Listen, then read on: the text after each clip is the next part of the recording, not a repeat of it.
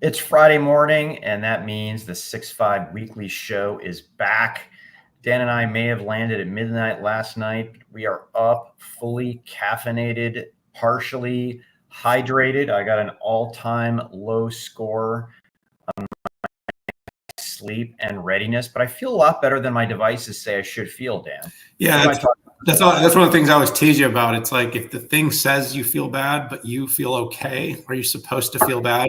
It's kind of like if you can see the restaurant on the right, but the navigation tells you to keep driving, do you turn? Yeah. Or do you just keep going, Pat? And I don't know. That's why I struggle with these things. I know. So yeah, you and I were on the road. We were at the AMD event. We got a lot of travel coming up, but a lot of really interesting conversations out there. We picked 6 topics from, I don't know, we probably looked at 10 or 15 we could have potentially discussed, but we are going to be talking about AMD's Advancing AI Event, NVIDIA and MediaTek potentially getting into the AI PC SoC space. Amazon had a generative AI summit, made some announcements. This wasn't an AWS event, but what Amazon was doing related to Gen AI, probably delivered by a lot of AWS technologies. There were some performance leaks of the Apple M4 chip inside of a MacBook Pro from some Russian YouTubers. We're gonna. That sounds safe. Let's pretty much. Tesla had its Robotaxi event last night in Los Angeles at a studio. We're going to talk a little bit about the implications of that, and then finally, we're going to talk about Commvault's Shift event. We had Commvault's CEO to do a 6-5 episode. Check that out. But they also made some. We're going to break down the announcements, talk about the big picture. Hey Pat, I just caught this, but about half of our topics this week, we did a CEO 6-5. I know we did. Yeah, we talked to AWS CEO Matt Garman, CEO Commvault. We talked to Lisa Su, right? Yeah. Sanjay was a great conversation. I think he was actually in London when we were talking. Yeah. Around the world, around the globe, the 6-5, we are there for all of you, right? I mean, that's what we do. I mean, this isn't stock advice, but we are there for everybody. Yeah. And don't take anything we say as investment advice. In fact, seek a professional if you want to do that. Just like Pat, even if the ticker indicates the stock is up, you should probably check for yourself. That's right. It's like the watch or the ring or the other watch or the other ring. Do you wear a band too? Like one of those? I do. I have I'm going to work out in a couple hours, and I do that just because it's precise heart rate. Wrist worn stuff is off by 5-10 beats sometimes. Okay. Is the ring better or the wrist? Wrist. Really? Okay. Yep. Okay. I was thinking about having an implant. We can get that. You might want to talk to the folks over at Neuralink, another company by Elon Musk. Yeah, he's pretty cool.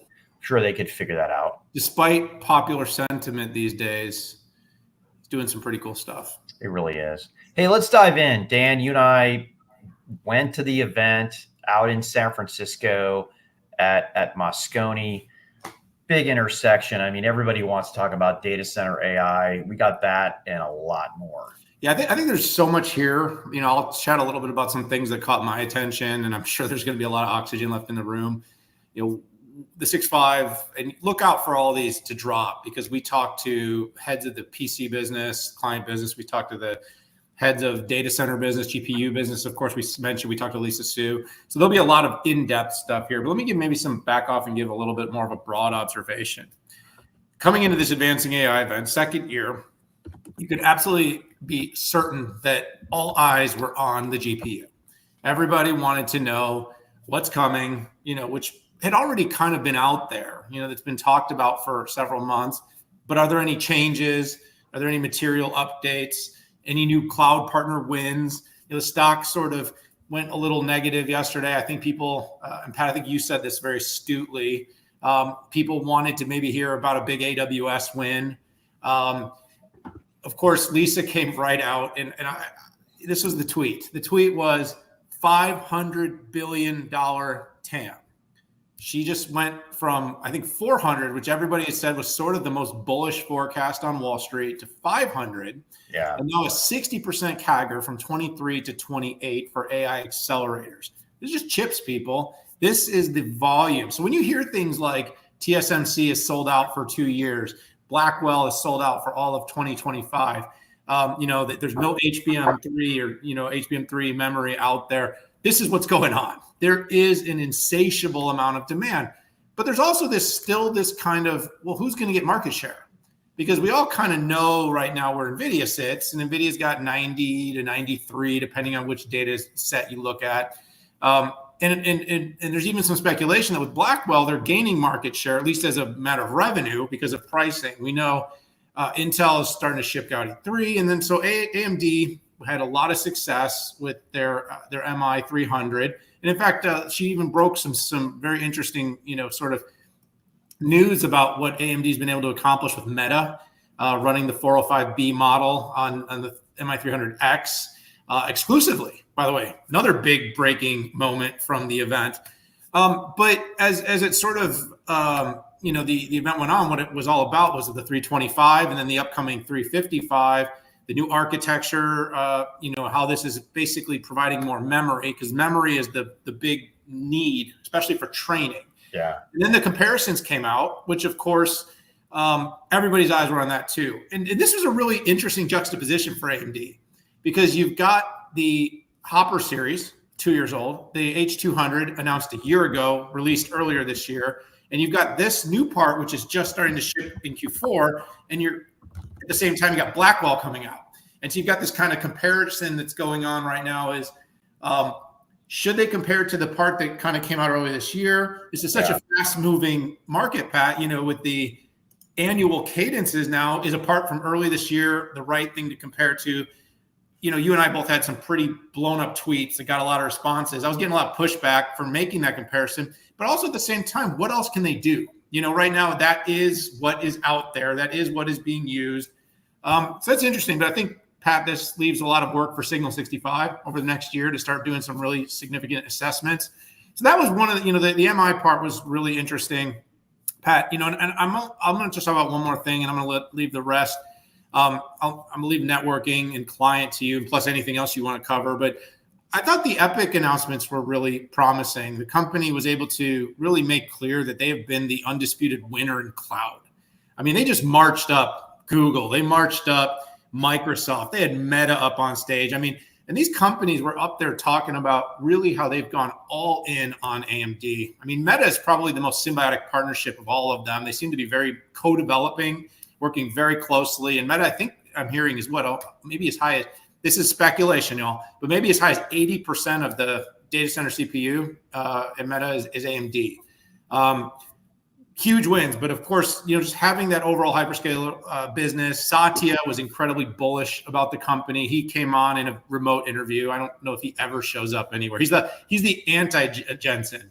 He shows up everywhere, but never in person. But the Epic business has just been really, really strong. And some of the things I learned yesterday about the head node, about the impact that it can have, about higher throughput and efficiency, that was really interesting too. I mean, we heard double-digit performance gains on the Epic head node on some of these AI systems, Pat. So that was great. There's a ton more, but 34% market share at this point. I mean, which basically means they're crushing it in the cloud, single digit on the enterprise. So I see a big opportunity in enterprise for AMD, but that's a totally different muscle. So I need to see, but I'll pass this over to you because, like I said, there was way too much news to try to do in a 5-minute bit. Yeah, this will be our longest topic, and I think it deserves it. So let me fill in some of the cracks here. So AMD came out with CPU, GPU, client solution, AI client solution for business. But they also entered a new market, and that's back-end network. So there's the front-end network and the back-end network. Back-end network is connecting all of the GPU nodes together. And you need a different type of performance and different types of protocols to make that happen. one of the biggest reasons training runs don't get complete, and that's bleeding over into inference latency, is a breakdown in the network. By the way, the second reason stuff doesn't work is GPUs burning up.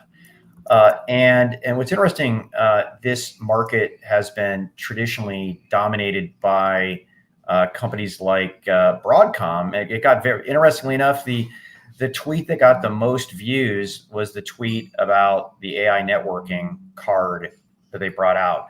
I didn't expect this one, even though I know they have Pensando with DPU that's for front-end networks. I didn't think that type of architecture could be high performance enough. Of course, it's programmable. That's what it is from the start. But it's an ASIC-based design, so you're going to get performance. We're going to have to see this one pans out. This could be a sleeper, but if you look at the first of all, the market need for more reliable solutions, and that the biggest reason for training runs is a breakdown in networking. There's known knowns, known unknowns that you try to solve for clients. This is a known issue, and AMD is coming into that market. We had a very interesting conversation with that on the 6.5. So we're gonna have to see how that pans out. I'm gonna talk a little bit competitively. What do we know? What do we don't know? Let's do AMD versus Intel in data center. So like you said, AMD has a rockin' 34%. That's peak. When I was at AMD, Opteron was 27%. That was the peak. There really wasn't a cloud business. There was a web business. In fact, Google was our biggest customer for Opteron, followed by HPE, Cisco, and a little bit of Dell at the end. So I believe when the smoke clears, AMD will have put a little bit more distance between itself and Intel. Now, when it comes to, let's say, doing inference, Intel has the clear lead with its accelerators with AMX. AMD's biggest challenge is going to be in the enterprise. They have single-digit enterprise shares, so they're doing really well in the hyperscalers. They're doing really well in enterprise SaaS. They're doing really well in tier 2 CSPs. But when it comes to enterprises choosing instances in cloud, there's not a ton of that. And with single-digit market share in the enterprise, with what looks like a vastly superior product, AMD has to get on the stick and invest in enterprise sales, enterprise marketing, in terms of collateral, in terms of POCs, because if they give Intel some oxygen, Intel is going to come, not roaring back in enterprise. They have 91% market share there, but it establishes them, gives them a point to pivot off of. And Dan, we haven't seen the lift in enterprise from AI yet. When that hits, and if Intel has, even a more competitive product going into 18A, it could spell an issue for AMD. On AMD GPU versus NVIDIA GPU, it's murky. I mean, NVIDIA came out with new numbers for more finely tuned software stacks that they dropped. NVIDIA came out with their numbers, and their numbers were not done by a third party. No third party attribution. By the way, either is NVIDIA. So I don't know, right? I have no idea. What I can say is what AMD showed with its MI355X, which would be out closer to second half of 25. It is a vastly superior product to the predecessors of the MI300 series, including the 325. So it first of all, it's higher efficiency, it's higher performance, and it supports lower bitrate models a lot better. It's a pretty impressive 4 and 6 bit numbers that came out of here. One thing I think AMD did a great job on is showing the type of scale that that it operates in. One of the head turners for me, and I had 45,000 people tune into this on X, was that 1.5 million EPYC processors inside of Meta, and Meta Llama 405B runs exclusively on MI300X for all live traffic. And I think what they mean by live traffic is not training, and that would be inference. So makes sense, but it shows the scale. I was on Yahoo Finance yesterday, and the first question they asked me was, why did AMD's stock go down? You had addressed this a bit. People were looking for a knockout kill. They were looking for a new customer like an AWS or a Google. First of all, AWS, if it's going to do anything with AMD, would be at reInvent in December that you and I are going to be attending. And Google, right, they're putting a ton of effort into TPU and NVIDIA GPU. They might not have the resources, but I think at the end of the day, all the hyperscalers will be an MI customer. Nothing else, right, for merchant, right? Just to have the offering, because if AMD starts to get traction, don't they want to make it available? I mean, that would be my take. Plus, yeah, and also, there's concern about the power that NVIDIA has, right? And NVIDIA is making all the money here. Now, the hyperscalers are the second biggest beneficiaries, where they can, for every dollar they invest in GPU, they can charge $8. Compared to $1 in for CPU, they can charge $3. So they are making money, but they're not making it hand over fist like NVIDIA is. So anyways, a lot of conversations. Check out the videos when they come out today, next week. We think you'll enjoy. And we asked some pretty tough questions, and I feel like we got some really good answers. Yeah, just before we jump back, because like you said, I want to put this on record, is I think there is a significant opportunity for AMD just based on what we heard yesterday about the CPU GPU combo. And I think you said something really poignant there. Hedging is going to be a trend in 25. And these companies are hedging in two ways. They either hedge with Gaudi or AMD, or they hedge with building their own. And frankly, my take is they're going to do both. There's absolutely no way this sort of monopolistic AI control is going to remain. That doesn't mean NVIDIA is not doing great things. It just means these companies have to diversify, same way they did with compute. It's going to be the same. It's just going to move faster with AI. Sorry, I had to put that on the record on 10/11, my mom's birthday. Happy birthday, Mom. Because I think that's what a lot of people might be missing about why this is an opportunity. Yeah, and by the way, NVIDIA needs to be very careful in the way it handles its customers and its ecosystem. The industry is hoovering evidence against NVIDIA and shoveling it into DOJ as we speak. I mean, I haven't personally seen the threats. I mean, nobody from NVIDIA has ever said, you better not say that, or anything like that. But NVIDIA needs to be very careful in how it's handling its competitors and its customers even more. Hey, great topic. Let's move into the next topic. There's a rumor going out there. Tom's Hardware wrote an article about potential for NVIDIA and MediaTek getting into AI PCs. Now, first off, NVIDIA is already in the PC ecosystem with the form of GPUs for notebooks and for desktops and workstations. But what this is the Copilot Plus space for Windows. I do believe this is absolutely true. This has not been substantiated by either NVIDIA or MediaTek. MediaTek did say that they were working on something, but with no details out there. And how could this stack up?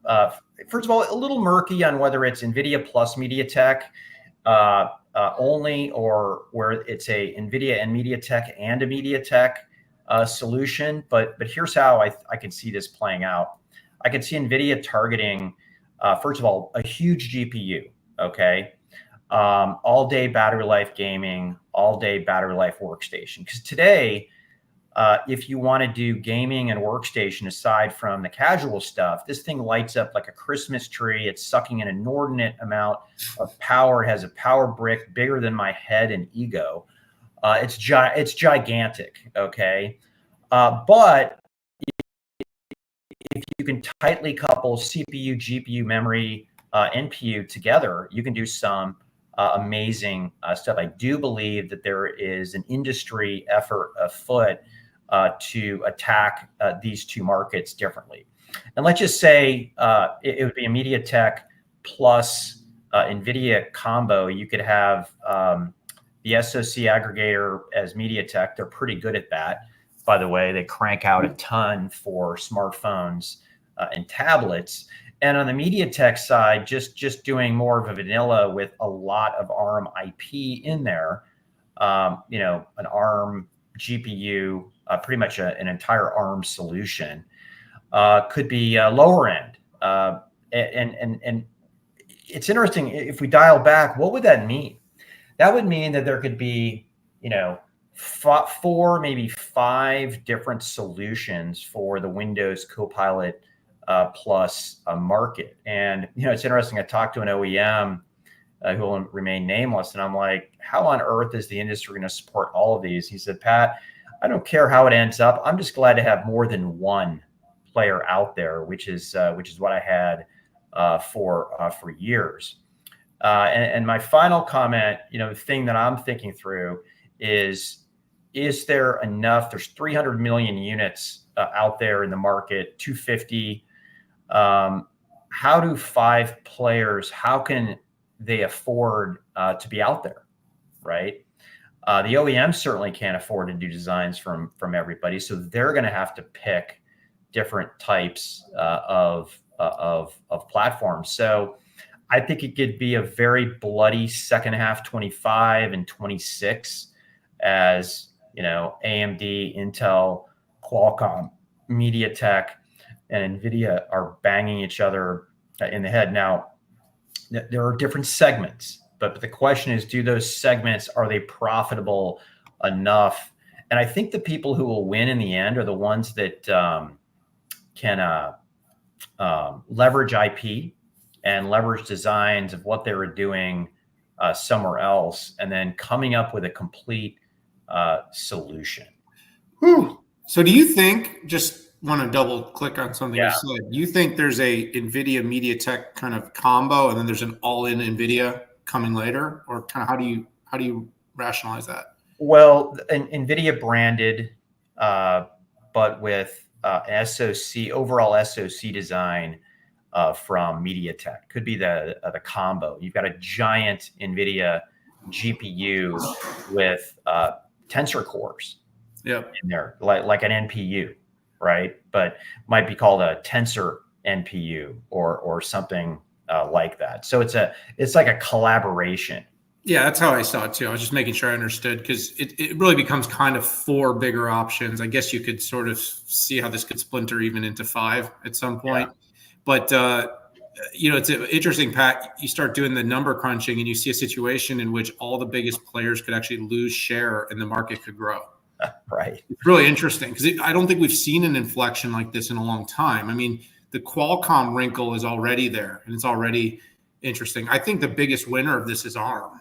If I had to give a winner in this, because they're going to now have 2 very competitive players in the market using ARM IP in a 300 million type volume, where they're going to start taking share. Now, Renee talked about like in 5 years or 3 years, 50%. I think he threw a number. I don't remember the exact quote, but 50% of the AI PCs will be ARM based. I think this was in the back of his mind when he was giving this number. It's not that Qualcomm's not going to take some share. They've done a good job. I mean, I'm on a Qualcomm device right now as we're doing this. Me too. So this is not a indictment in any way of what Qualcomm's doing. It's just, to make a meaningful change in this market, there's going to need to be a lot of blunt force. And it's funny, but I think NVIDIA has a lot of power. We talked about this in the last one, but like, Pat, I mean, look at companies that need other NVIDIA stuff. I mean, I'm not, by the way, this is not any sort, like I said, this is not a sort of indictment or, but like, how could they kind of bundle together people's demand for one thing to push that people are going to buy the other thing? I hope they wouldn't do that, but you kind of see how that can play out. I had a few comments yesterday in my about Satya getting on stage with AMD and people saying, well, I guess they're not going to get any more NVIDIA. Like it's like that's the perception though in the market right now, the loose sentiment in the market, which is super interesting. But as I see it, I mean, you could see how this would be very powerful. And, they could probably really accomplish something that has both that AI PC functionality and gaming, because that's something that NVIDIA really knows how to do and could sort of lean into both without so much compromise. I don't know on the sort of where I still see the strongest market case right now near term for AI PCs are these lightweight sort of white collar enterprise. I'm on the road traveling. What I like about my device is I go 4 or 5 days without having to worry about plugging it in. That's kind of the big shift so far. We're still dealing with like feature creep. Like, is there enough feature in the new devices that would really make an average worker, average company go out and buy all these and replace all these? Lisa Su said it well yesterday when she's talking about, really, you said this too, future proofing. It's not so much about knowing what you're going to do with it now, it's about what you might do with it in the future. So that's another kind of interesting thing. But Pat, we knew this was happening. Like I said, I'll leave it to, I don't know how much weight the MediaTek part plays in all of this. I mean, I think over in Asia, they have a lot more clout than they do here domestically. But I do think putting an NVIDIA badge on a device right now at the absolute peak NVIDIA insanity could create some definite demand pull. And of course, like I said, if they, there's a little bit of a debate still. I think you hear this too about kind of NPU versus GPU. And of course, if they can kind of, like you said, using tensor cores, kind of create and make the GPU still a little bit more the center. Yeah, a lot of stuff still on. Like the NPU can only do so much.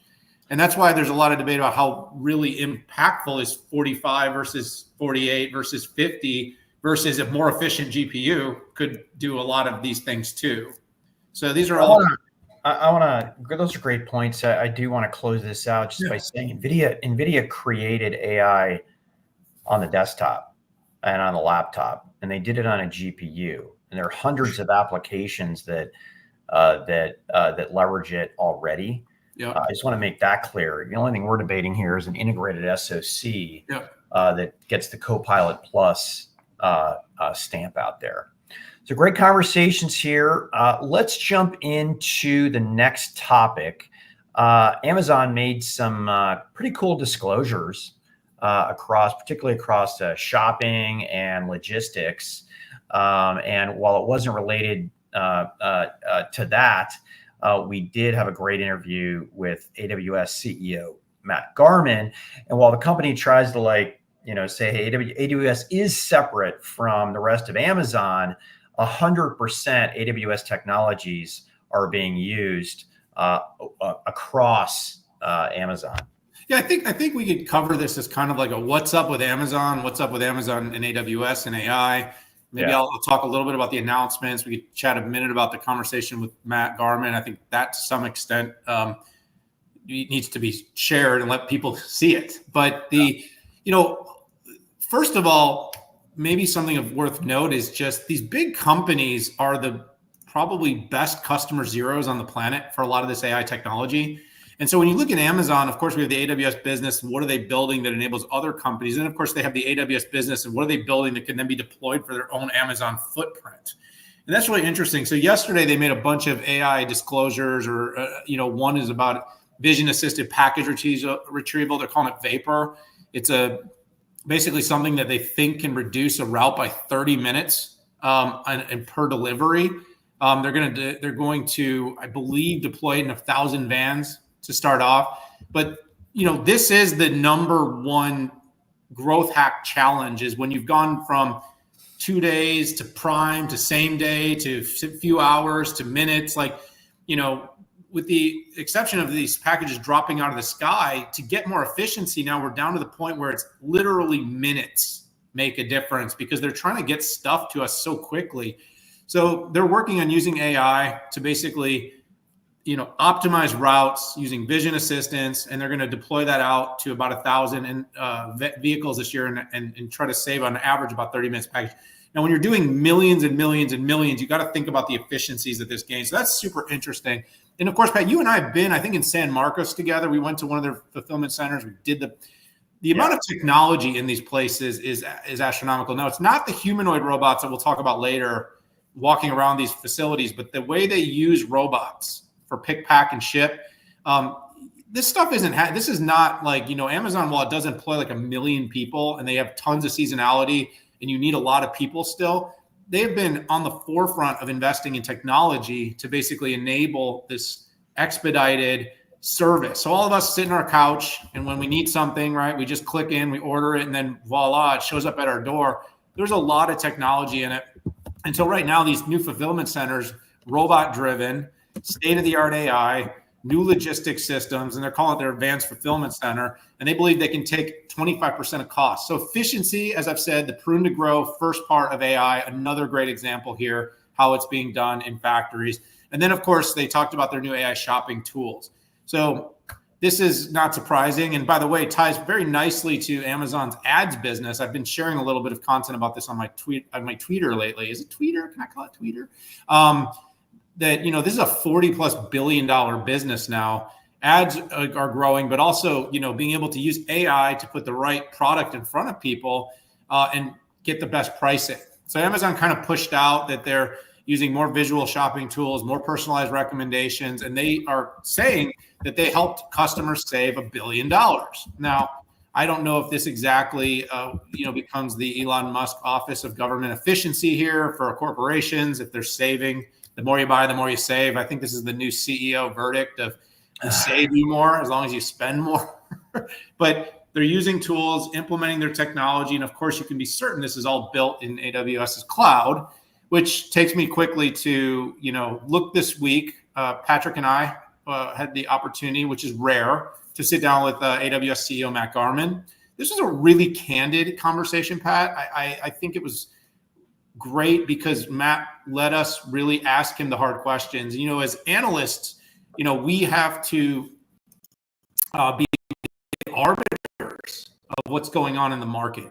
We can't just accept the talking points. We have to kind of get underneath it a bit. And there was a lot of speculation about Amazon being behind in Gen AI, Bedrock coming late, models coming after, not having the technology. And then, of course, growth slowing and not having much comment in any of their recent earnings about AI's impact. We hit Matt on all these things. Right.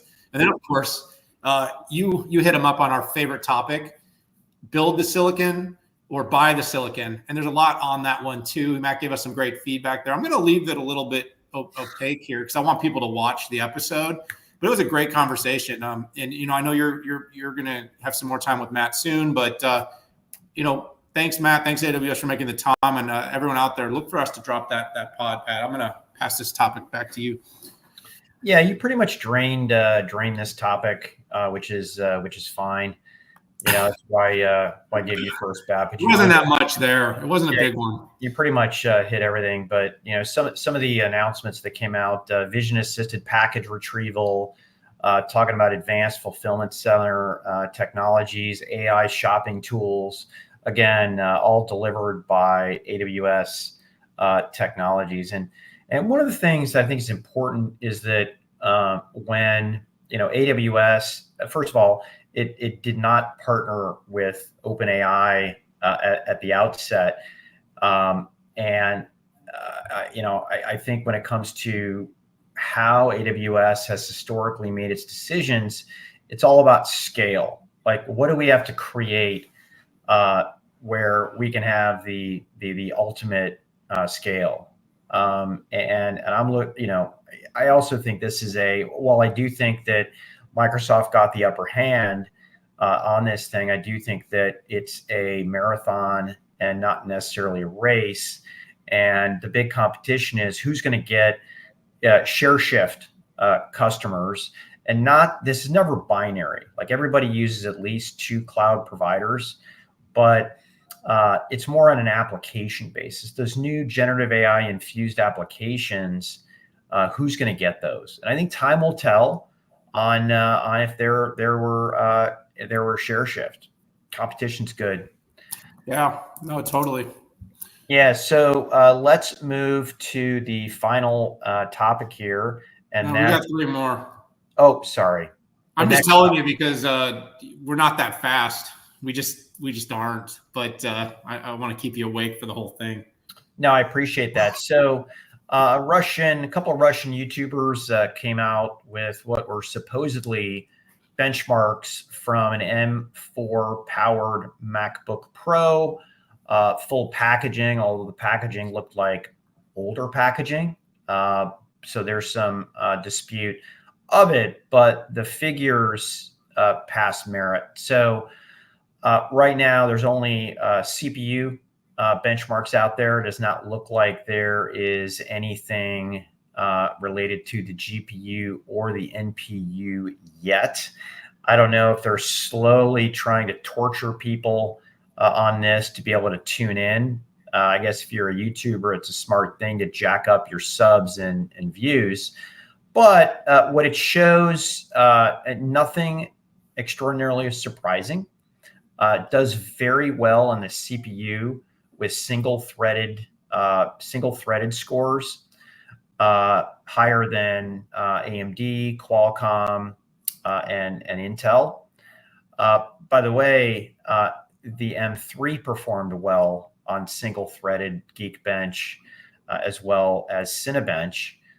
Where it gets, I guess, interesting here is multi-threaded benchmarks, Geekbench and Cinebench, and Apple got an extraordinary lift here.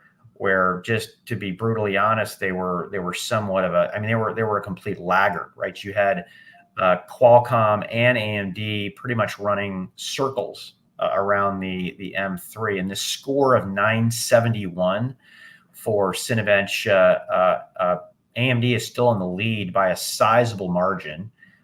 Go AMD. It's very similar to the Qualcomm X Elite.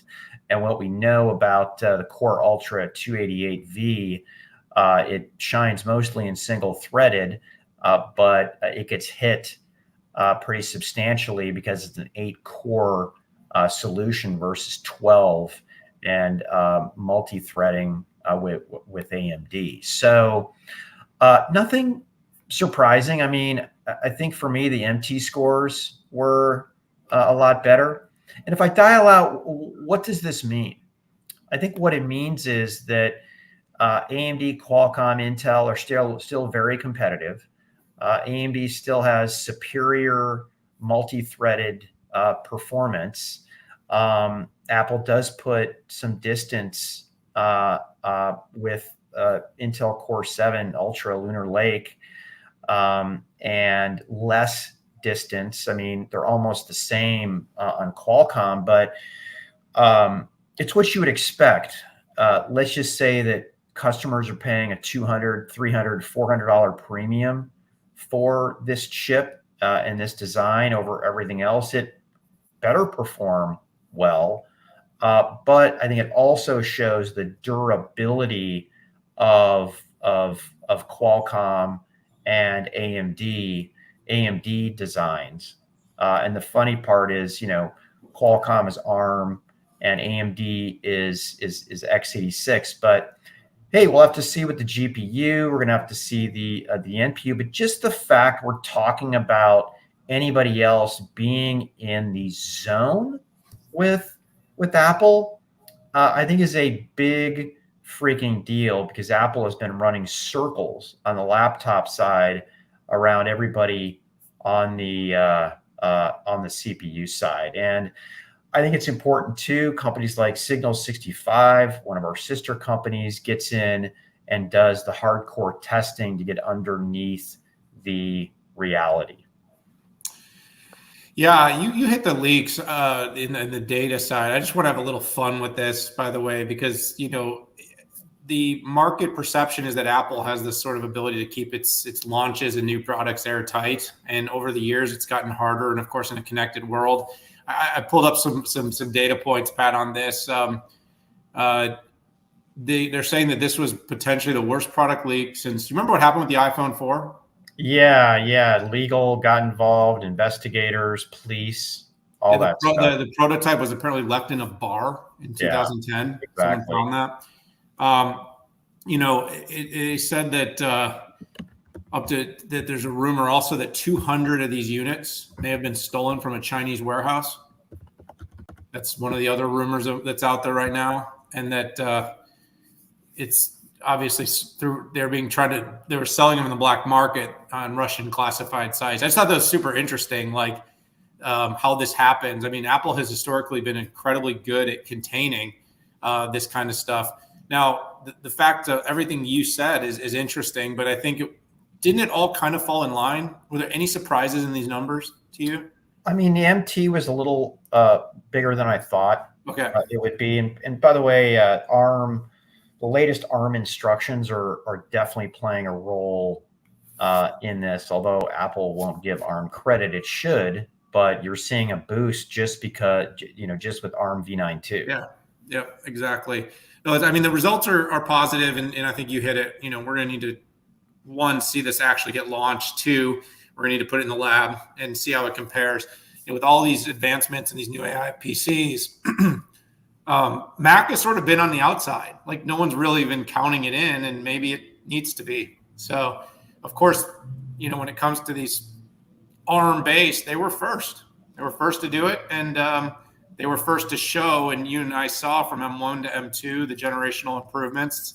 Pat, you had some of the best documentation in the world on how crap the M1 was. But they did figure it out, and they did sort it out quickly. And, by this next version, it looks like it's going to be pretty darn compelling. So let's move to the next topic here. We're doing pretty well. We got 2 more topics and 10 or 11. Yeah, these are short. No, I mean, the first one we can go as long or as short as you want. This was the Robotaxi day. Yeah, let's dive in. Are you doing the intro, or am I? I'll do it. Sorry, dude. Check your calendar. It was blue coded that I was going to intro this one. I don't want to let you fall off. Sorry, I jumped the gun. No, I mean, this was really anticipated, coveted, journalists begging for an invite. People wanted to be there. They went to, I think it was Warner Brothers Studio. They did this ad. This was not just a average tech event. This was a Hollywood moment. And Elon Musk is so controversial. I mean, people right now either kind of love him or hate him. Yeah. I guess this is just reflective of who I am. I'm somewhere in between. I find him really fascinating. I'm not sure. My biggest. So here's my TLDR. This wasn't just a Robotaxi event. This was a kind of a paint the future event. There are Waymos and Ubers, and there's a lot of self-driving stuff out there. The difference of what I think Musk is showing with his cyber car is that these things evolve from being cars that look like cars as we know them, with seats, steering wheels, gears, buttons, controls, to literally moving environments for people to function. He talks about going to sleep and waking up at your destination, but the seats don't look like cars. You get these robo vans. They're like, yachts. You're inside them. They got working spaces. It's like being on a train. And so these cars, unlike the Waymos with all the LiDAR all over them and all the gears and the vision and the cameras and the sensors, they look just like ordinary vehicles, but they're actually becoming designed ergonomically for people to be able to function while they are mobile. So it's a very different future that he's painting. And I thought that was interesting. And of course, Pat, these humanoid robots, like, I don't know if you've watched some of these videos. Like when people are like, oh, this was a nothing burger. It was this guy's standing. I watched a video. This guy was standing in the middle of the place, just having a convo with this humanoid robot. And again, goes back to the Amazon product VAPR. Is this vapor? Is it real? Is it programmed? Is it how far along is this? But we know what large language models are doing. This wouldn't be surprising to be able to insert a very logical conversational chatbot inside of a physical. But the idea that this thing can go collect packages for you, bring you beverages. I mean, can you see a future where like every home has a robot? I mean, I totally could see this is like Jetson era stuff. So when people kind of call it nothing, I get a little bit like, are people too small-minded? Do they not see the size of the TAM? I think Jensen came out and said, more chips. He said, of course, this is great, more chips.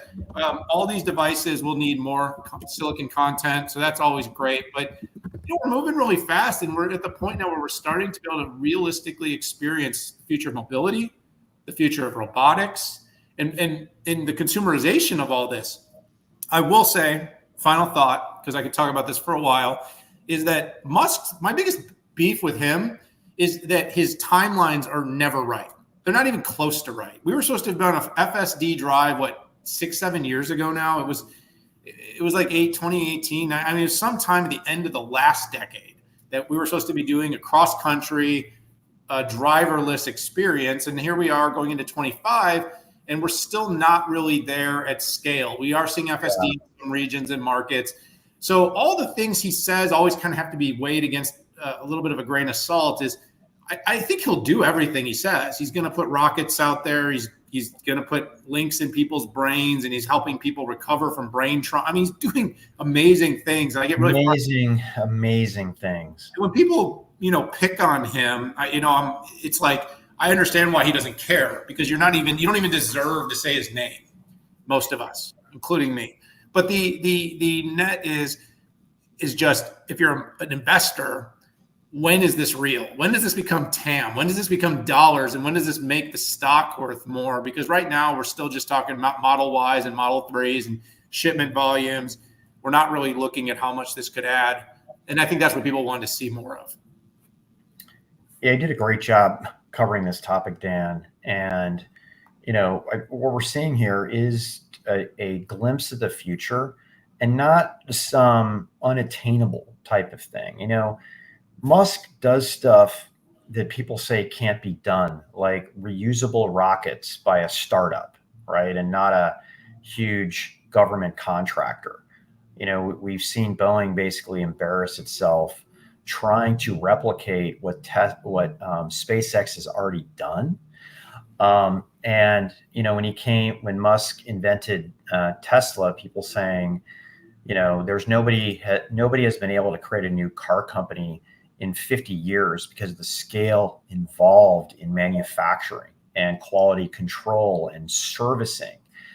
And he did it. He had to sleep in the factory. He had to, by the way, read Musk's biography. It's amazing how they did this. Yeah, is it Isaacson one? Yeah, he was teetering on bankruptcy multiple times. He put all his investment that he made in Zip2 and PayPal right into. He rolled everything in here. I mean, the guy sells his houses, and not financially. It's just about, it takes too much brain space that he wants to be putting in here. So, yeah, he does not hit his schedules. I believe that he puts out schedules to put pressure on his engineering team. If you read his methodology of how he thinks, in his brain, he does believe that it's attainable, and he's waiting for somebody to give him a credible reason to tell him no. Had he accepted what all his engineers told him all the time, SpaceX wouldn't be around. Tesla would not be around. And, his leadership style too is, when he makes the call, he will take responsibility if something screws up. I mean, there was a major SpaceX splash and crash that, he gave the thumbs up, and there was a tile or something that was off, and it got cooked. Heck, he changed materials to freaking stainless steel when that hadn't been done before for different thermal reasons. So, yeah, he's a great inventor of our time. He's imperfect, like all humans. And what's interesting, if you read biographies of like Thomas Edison, the Gettys, the Spruce Goose, stuff like that, these inventors are kind of bonkers. Some people would characterize them. And I mean, my gosh, look at Palantir. Look at Anduril, defense contractor, right? Creating defense weaponry that are 1/100th the cost with 10x lethality. I mean, These are the inventors of our time, and they are perfect in their imperfection. Yeah, I love that, Pat. That's so true. I mean, they just don't understand inventors like Musk, Jeff Bezos, Patrick Moorhead. I mean, these guys are changing the world with their podcast. Oh, wait. Sorry, I'm conflating all these things. That's so funny. No, I didn't sleep a lot last night. No, you're absolutely right. I'm so glad you said that, though. Yeah. So, hey, let's go into our last topic here. Commvault had their big tent event in London. We had the chance to interview CEO Sanjay Merchandani. Sorry about that, Sanjay. And had a really big conversation. So let me dial out here. So you have, I'll call it the fractalization of data and the fractalization of infrastructure, where you have enterprise data pretty much everywhere. You have 5 flavors of clouds. You have traditional infrastructure, and then you have data that is attached to those infrastructure and applications, and you have enterprise SaaS. You cross-index that with the risk of people stealing your data, taking over your data, essentially coming in and ceasing all of your business operations. The need is absolutely there. It's a super hyper competitive market out there. So some of the key announcements there. One of them was Cloud Rewind, and this came through the acquisition of Appranix. It recovers data, but also all of the infrastructure settings to a pre-breach state. We think of that, it's kind of, oh, we do that on our iPhones, we do that on our iPads. It's a heck of a lot harder as it relates to applications and infrastructure. There was also some talk about Clumio, a recent acquisition there, protecting AWS data and workloads. So you've got AWS, you've got Google Cloud, you've got Azure now. Not all features, but a lot of the features. And finally, there was a big collab between Commvault and Pure related to protecting data to comply with DORA. And DORA is the EU Digital Operations Resilience Act, scanning, storage, rapid recovery. It's a very interesting collab. You see the collapse between storage and other data types of sources. Pure offers some of their own, but here we have a collaboration between these two companies. Yeah, Pat, I mean, everybody I recommend in the show notes, check it out. Great conversation with the CEO.